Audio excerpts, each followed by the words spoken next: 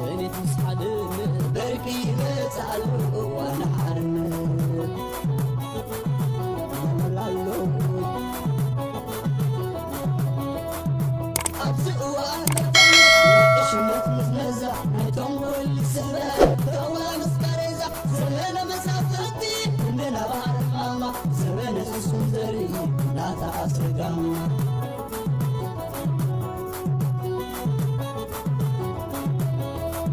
زمن يهودا بالتعبيد نقوليا درباب وانجف ومسلم خياري زمن توهاي سنة تسحدن بركي بتعلو وانا حرن بركي بتعلو وانا حرن قدي ألفان قزي مرن بركي بتعلو وانا حرن سلام كما يتوعلو زخبركم متخاتلتي معنا انفو ميديا نلو مسوني على 11 غنبوت 2026 كم تلمود زتفلاليو وانا وين حصرت زعباتاتن زيناتاتن حيزلكم مصيلخو مكتالكم يعدم بقدامነት زقربلكم كبرى تخاتلتي بزعبازي ناي ኤርትራ ና ኢትዮጵያን ሚኒስትር ጉዳያት ወጻኢ ናብ አሜሪካ ኣብዝ ሰሙን እዚ ወዲ ወብዝ ክልተ ሰሙን ዕድመ ክግበረሎም ይንዘርብ ተባሂሉ ክዝርጋሕ ዝቀነ ሓበሬታታት دارجة حق إذا مثل كبرات سماعتي أبزي زحلة فخلة معلتات أبس مرة زلوا مكبت أر سرعة تقدفون عبيت هجرات مكبت أر الزخت بلو يتغلنيها نسبة إرترا نسالسان حموشان عمت ملو معرباويان أمريكا ويان خبل كم زي صنحة زغل هو تطفيو زغل إرترا والرؤوس بلاشو أمج أرشا كم زوال حنت زي نبرت قدمت مالي معالتي سمونات ناي أوروبا بزبل مغنيات ناي أوروبا حبرت توكلتي أب إرترا مسيب مسبع على يمان تشاردي قال لعلن تحت نكبلو رينان يرنا لو ما عند ما عثمان بوستا أب ناي أمريكا إمباسي تعدي مخمسري وهزلهم أب ناي مبل كريتا 250 عامت ناي أمريكا بعالتنا سنت بخمزي حليفو خمزلو هقدف دما تزقربكم نقرأتهم كادرتات نزي حزب إرترا أمريكا أتصلعتها أمريكا خمس جبرت أمريكا بركيخنا أمريكا خمس جبرتنا جدا جبرت لنا ندابله لعلن تحت مزبل زنبرو لو ما عن تقدفو خمس عينة دانكيرا يلن بزغونه كم تقول جزينو بلايو ناي إيرترا نجر ناي هجدف نجر ناي إسياس نجر ولا عنتي ترجم زلو نجر يكون مس أمريكا زمدنا جيرو يجبرن ز متسلوتون ولا حد يلنجن إز حجز جبرو زلو رؤي زخونه معبالتات بخمس درجة يبعلو خمزلو يتي حبريتات منسينا زلو كالو زغربلكم دما كبرات خاتتلتي منغسي إثيوبيا مغصلتا نايتي أبز حلف أوان نسرعة هقدف كقبرو زصالحي كستات نعطوقات أمحارا بمعتاقن عدكي ويكازي أطوراتنا وشت إثيوبيا بملأغن حجون أب كل أمحارا سفيح زخونة تفتش تغيرو بزوح أطورات ناي إيرترا نفانو معتق زخون كم تتحزق مع كانت زينانا إثيوبيا بسفيح يتبسو وعيلنا الله عبد حالة فوارح 3-4 جزء كم زعينة مدبات كم زعينة أبصاباتون كقربوت أنيحميم إذا تغطى ذا فيديو خاطر الوايخم أب إيرترا كاب إيرترا استلاخي أطورات أب كل محارات التحيزو تاي كم زمسلن أبزا بقام حرنيا زرقح ذا فيديو نعاكم كقربوا لكم የኢትዮጵያ ፌደራል ፖሊስ የሻዕቢያ መንግስት ከኢትዮጵያ የውስጥ ባንዳዎችና ታሪካዊ ጠላቶች ጋር በማበር የሀገራችንን ሰላም ለማደፍረስ በፋኖ ስም ለሚነግዱ ሽፍቶችን ለማስታጠቅ በስውር የላከውን ከ56000 በላይ የተለያዩ የጦር መሳሪያ ጥይቶችን በቁጥጥር ስር መዋሉን ገለጸ። የኢትዮጵያ ፌደራል ፖሊስ ከሌሎች የጸጥታ አካላት ጋር በመቀናጀት የሻዕቢያ መንግስት ከኢትዮጵያ የውስጥ ባንዳዎችና ታሪካዊ ጠላቶች ጋር በማበር የሀገራችንን ሰላም ለማደፍረስ በፋኖ ስም ለሚነግዱ ሽፍቶች ለማስታጠቅ በስውር የላከውን ከ56000 በላይ የተለያዩ የጦር መሳሪያ ጥይቶችን ከሁለት ተጠርጣሪዎች ጋር በወልዲያ የፍተሻ ጣቢያ በቁጥጥር ስር መዋሉን ገልጿል። እጅ ከፍንጅ በቁጥጥር ስር በዋሉት ሁለት ተጠርጣሪዎች ላይ በተደረገው የመጀመሪያ ደረጃ ምርመራ ጥይቶቹ በሻዕቢያ መንግስት እንደተላኩና ጽንፈኛ ህወሓት በትግራይ ክልል መቀሌ ላይ ተቀብሎ ወደ አማራ ክልል ሸዋሮቢት በማስገባት በፋኖ ስም ለሚነግዱ ሽፍቶች ለማድረስ ሲንቀሳቀሱ እንደነበር ተረጋግጧል። ለሻዕቢያ መንግስት ድልድይ ሆኖ እየሰራ ያለው ጽንፈኛው የህወሓት ቡድን በፋኖ ስም ለሚነግዱ ሽፍቶች በማስታጠቅ የሀገራችንን ሰላም ለማደፍረስ አቅዶ ከኤርትራ በመቀለ በኩል በስውር የላከውን 41999 የክላሽ ጥይት፣ 14000 የብሬን ጥይትና 800 የድሽቃ ጥይት በአጠቃላይ 56799 ጥይቶች በሰሌዳ ቁጥር ኮድ 3 አዲስ አበባ B94744 የጭነት አይሱዙ ተሽከርካሪ ከሲሚንቶና ከብሎኬት ጋር አመሳስሎ በመጫን በአማራ ክልል ወልዲያ ከተማ አድርገው ወደ ሸዋሮቢት ለማስገባት ሲያጓጉዙ በወልዲያ የፍተሻ ጣቢያ ላይ የኢትዮጵያ ፌዴራል ፖሊስ ከሌሎች የጸጥታ አካላት ጋር በመቀናጀት ባደረገው ጠንካራ ክትትልና ፍተሻ ጥር 5 ቀን 2018 ዓ.ም ከሁለት ተጠርጣሪዎች ጋር በቁጥጥር ስር አውሎ ምርመራ እያጣራባቸው መሆኑን አስታውቋል። ባዳዎችና ባንዳዎች ተቀናጅተው የሀገራችንን ሰላምና ደህንነት ለማደፍረስ ሀገራችን እያካሄደች ያለችውን ልማትና እድገት ለማደናቀፍ በተለያዩ ጊዜ ሲንቀሳቀሱ በቁጥጥር ስር መዋላቸው ይታወቃል። አሁን ላይም እነዚህ የጠላት ኃይሎች በሀገራችን ላይ አደጋ ለማድረስ እየተንቀሳቀሱ በመሆናቸው የጸጥታ ኃይሉ የጀመረውን ኦፕሬሽን አጠናክሮ እንደሚቀጥል እየገለጸ ህብረተሰቡም ከጸጥታ ኃይሉ ጋር በመተባበር የተለመደውን ድጋፍ እንዲያደርግ የኢትዮጵያ ፌዴራል ፖሊስ ጥሪውን ያቀርባል። ካልእ ዘቕርበልኩም ክቡራት ሰማዕቲ ኣብዛ 24 ጉንበት ትበሃል በዓል ኣብዛ ወርሒ እዚኣ ትመፅእ ዘላ ሕጂ ኸ እቲ ህዝቢ ኤርትራ እቲ ሕማሙ እቲ ቆልኡ ተበጊስዎ እንድዩ ቀይሕ ወዲ ቀይሕ ጨርቂ ጌርካ ኣብ ጎደናታት ምኽላል ትርጉም ዘይብሉ በዓላት ጌርካ ነብስኻ ምዕሻው ብኸምዚ ስዋኣት ትዝክር መሲልካ ኣብ ጓይላን ዳንኬራን ህዝብኻ እናጠፍአ ብኸምዚ ደረጃ ምዕባድ እቲ ህዝቢ ተጸሊሉ እንድዩ 35 ዓመት ሙሉእ ዝተፈላለዩ ጭርሖታት ፈጺሙ ትርጉም ዘይብሎም ክጭበጡ ዘይክእሉ ጭርሖታት ምግባር ይሕሊፍዎ። ትዝገርመኩም ነገር ነዛ 24 ጉንበት ትበሃል ወይ ነዚ በዓላት ደገፍቲ ስርዓት ህግደፍ ዘብዕልዎ ብግቡእ ዝተረዳኣ ሓደ ቢዝነስማን ኣሎ። ኣብዛ ዘለኹዋ ሃገር እዩ ዝነብር ኢሎሞ ኣነ እኳ ብዙሕ ኣይፈልጦ ነይረ ኣብዚ ቲክቶክ ላይ ዝሪኦ ነይረ ብዛ ዓዲ ዝነብር ኣይመሰለንን ግን ኣብ ስዊዘርላንድ እዩ ዝነብር ኢሎምኒ እዚ ትሪእዎ ዘለኹም ወዲ ኣብዚ በዓላት ክቐርብ ከሎ ነዞም ደገፍቲ ህግደፍ ኣፀቢቑ ስለ ዝፈልጦም ከምዛ ዓይነት ክዳውንቲ ከምዛ ዓይነት ባንዴራ ሓንጂ መንጂ ኣብ ርእሲ ዝጥቕለል ኣብ እግሪ ኣብ ገለ ዝጥቕለል እንዳገበረ ቢዝነስ ይዕቢ ከምዚ ገይሩ ወዲ ሓውበይ ብጣዕሚ ዝገርም እዩ። እዞም ደገፍቲ ከዓ ምስ ባንዴራ ምስ መንዲል ምስ ጽላል ገለ ከምዚ ዓይነት ሕብሪ ዘለዎ ፍሉይ ዝኾነ ክሳይ ዘለዎም ብኻልእ መዳይ ህውተታት ዝበሃል ኣሎ ብዚ ናይ ኤርትራውነት ኢሎም ስርዓት ህግደፍ ሓድሽ መንነት ንምስራሕ ኔሽን ቢልዲንግ ኢሉ ዘበገሶ ዕብዳን ወይ ከዓ ጽላል ኣሎ። ሕጂ ትማለ ብማሕበራዊ ሚድያ ሕልፍ እንዳበልኩ ከለኹስ ሓደ መንእሰይ ሰሚዐዮ ክልተ መንእሰያት እዮም ይዘራረቡ ብዛዕባ ኤርትራውነት ሕጂ እንታይ ዝብል ፕራውድ ኮይኑ እዩ ዝዛረብ ንሕና ኤርትራውያን ሲ ነዛ ዓለም ዚኣስ መፍትሒ ክንከውን ንኽእል ኢና በቃ ፍሉያት ፍጥረት ኢና ራይዎ እዚ ኢሉዥን እዚ ዝኸምዚ ዓይነት ሲልካ ናይ ስኽራን ናይ ዕብዳን ኣተሓሳስባ ንመንእሰይና ክሳብ ክንደይ ከም ዝበላሽዎ ክሳብ ክንደይ ንዓና እውን ካብቲ ሓቂ ኣውፅኡ ካብ ሓቂ መስመር ኣውፅኡ ኣብ ከምዚ ዓይነት ናይ ስደትን ገለ ናብራ ክንነብር ከም ዝገበረና ኣብዛ ትቕፅል ዘላ ቪድዮ ከስማዓኩም እየ። ሕጂ ኤርትራውያን ሲ ኣብዛ ዘለናይ ዓለም ኣብዛ ሎጂክ ሕጂ ዘለናይ ዓለም ሲ ሰኸም ጥራሕ ኢና ኮይና ዘለና ካብቶም ውሕድ ህዝቢ ዘለዎ ሃገር ክነሳ ብስደተኛ ሬት ግን ኣብ ዝኾነ ሃገር ዝበዝሐ ስደተኛታት ተመንጩ ብጣዕሚ ዘሕፍር ዓይነት ኢኮኖሚ ዘሕፍር ኣመጻጻ ዘለና ኢና ብሰዓት እዚ እዚ ሓውና ግን ካበይ መምጽኦሞ እንታይ ዝብል ዘሎ ከማና ይርዳእካን ብዙሕ እዩ ዝህውትት ግን ኣብዛ ዝብላ ዘሎ ነጥቢ ከዓ ስምዑ ኢኹም ብጣዕሚ ዝገርም ብግልባጥ እዩ ዝርድኦ ዘሎ ንኤርትራዊ ማለት እዩ። እዚ ከዓ ግዳያት ካብቶም ግዳያት ዝኾኑ እዩ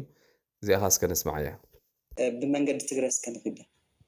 ንማርስካ ብመንገዲ ትግርኛ ንኺዳ ምሽኒ ሕጂ ንሕና ኤርትራውያን ተልእኾ ኣለና ላይ ብሓቂ ተልእኾ በቃ ንዓለም ሲ ካባና ካብ ኤርትራውያን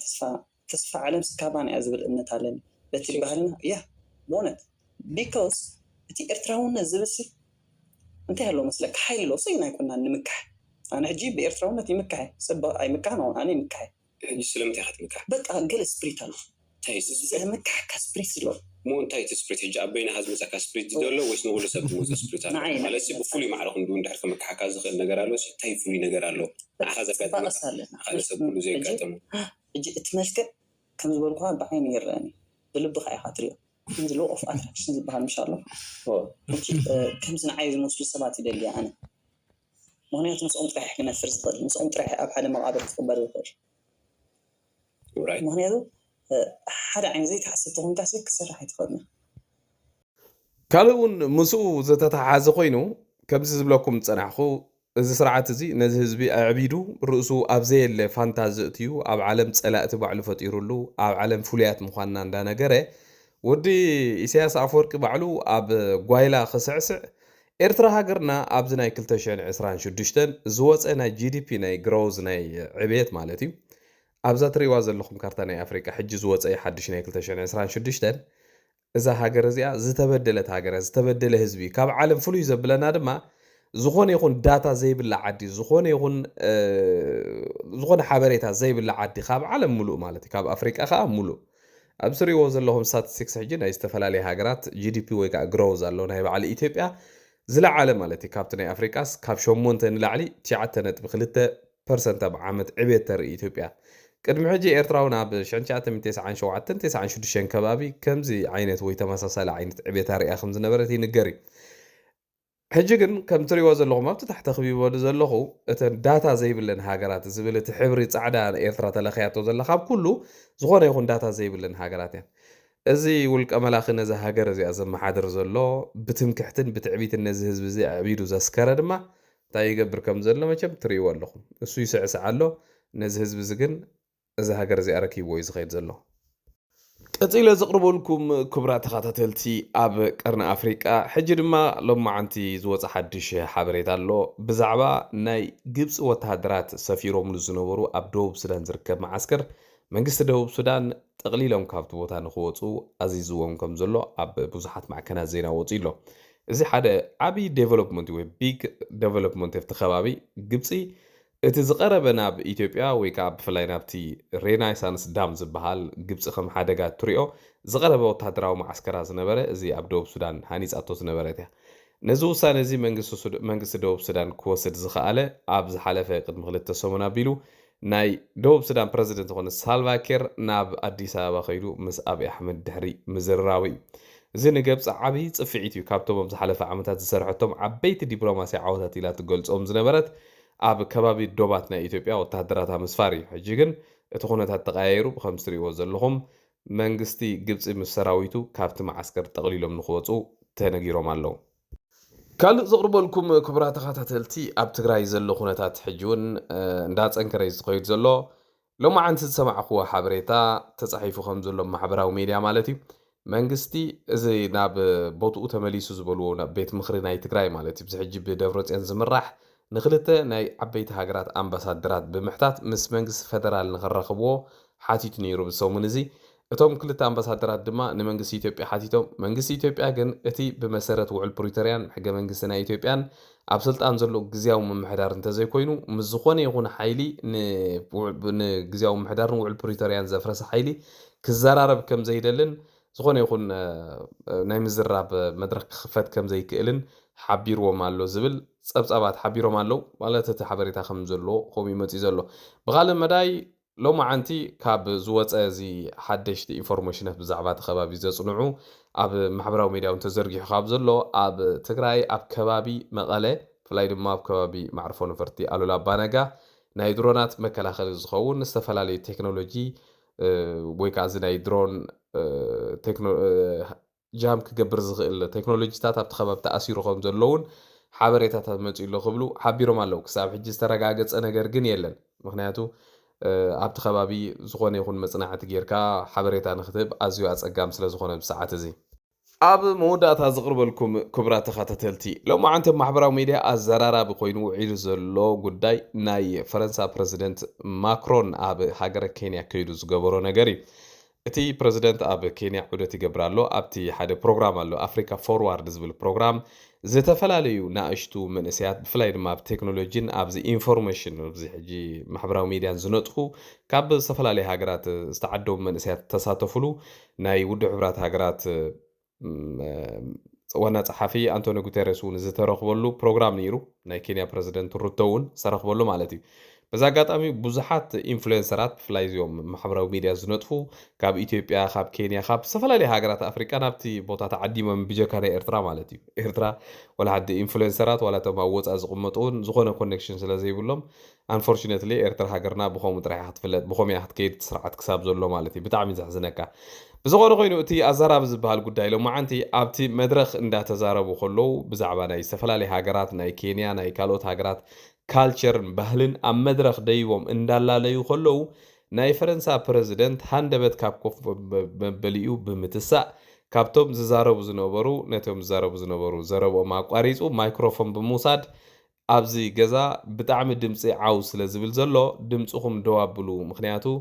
እዚ ብዛዕባ ካልቸርን ብዛዕባ ካልእ እንዳተዛረብና ከለና ከምዚ ኢልኩም ክትዛረቡ ጠቕላላ ቅቡል ኣይኮነን ዝብል መግለፂ ብምሃቡ ብዙሓት ወገናት እዚ ዲስሪስፔክት ንኣፍሪቃ ንኬንያን እዩ ክብሉ ክገልጽዎ ውዒሎም ኣለዉ ምናልባት ብፍላይ ከም ፈረንሳ ዝበለ ሃገራት ኣብ ኣፍሪቃ ብዙሕ ታሪክ ዘለዎን ሃገራት ስለ ዝኾና እዚ ከምዚ ዓይነት ተግባራት ንማክሮን ናብ ሓደ ክሪቲክ ኣቕሪብዎ ዘሎ ብዙሓት ሕጂ እንዳተቐባበሉ ኣብ ልዕሊ እቲ ፕረዚደንት ዘለዎም ነቐፌታ ይገልጹ ኣለዉ ብፍላይ ከዓ ኣብ ከምዚ ዓይነት መድረኽ ማይክሮፎን ወሲዱ ዲስሪስፔክት ዝገበሮም ወይ ከዓ ክብረት ዘይሃቦም ነቶም ኦድየንስ ከምኡውን ህዝቢ ኬንያን ንመራሕቲ ኬንያን ክብሉ እውን ኣብ ማሕበራዊ ሚድያ ይገልጽዎ ኣለዉ ማለት እዩ እንታይ ከይትብሉ ኢለ ኣብ ማሕበራዊ ሚድያ ብተደጋጋሚ ይቀባበሉላ ስለ ዘለዉ ዝኸበርኩም ሰማዕቲ ንሎሚ ናይ ምሸት ኣዳልየልኩም ዝነበርኩም መደባት እምበኣር ነዚ ዝመስል በዛ ኣጋጣሚ ክቡራት ሰማዕቲ ሎሚ ናይ ምሸት ካብ 7 በርሊን ፒኤም ኣብ ናይ ተፈታዊ ቶክ ሾው ከምኡ ናብ ዝናተይ ፕሮግራም ክነሕልፎ ኢና ሓደ ዓብ ፕሮግራም ኣለና እቲ ፕሮግራም ንሓደ ተቓላሳይ ኣባል ብርጌድ ንሓመዱ ኣብ ኣዲስ ኣበባ ዝቕመጥ ካብ ናይ ግንባር ህዝባዊ ማዕበል ብርጌድ ንሓመዱ ኣብ ሜድያ ዝነጥፍ ኣዝዩ ንፉዕ መንእሰይ ወዲ 6 ዓመት ብሕማም ዝሳቀ ዘሎ ንነዊሕ እዋን ክሳቀ ድሕሪ ምፅናሕ ሕጂ ግን ልዕሊ ዓቕሙ ስለ ዝኾነ ናይ ሓገዝ ፕሮግራም ክንዳልወሉ ኢልና ኣብ ናይ ተፈታዊ ቶክ ሾው ክንራኸብ ኢና ኣብ መፂኹም ክትከታተሉና በዛ ኣጋጣሚ ክሕብረኩም ፈቱ